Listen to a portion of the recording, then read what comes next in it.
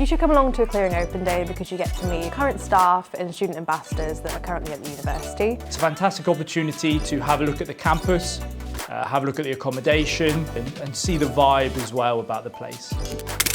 You get to meet the amazing lecturers that we have on campus one-to-one. You can ask them one-to-one questions about anything. It's also an opportunity to meet the students that are currently studying, where you can ask them lots of questions about student life. The campuses across South Wales are super accessible and super easy to get to.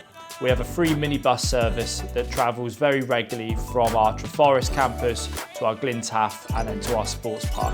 There's train stations within a 10-minute walk from all campuses, and you can easily access it by train, by car, even by foot between some campuses. I really recommend coming along and having a look. You've got nothing to lose and perhaps the whole future to gain.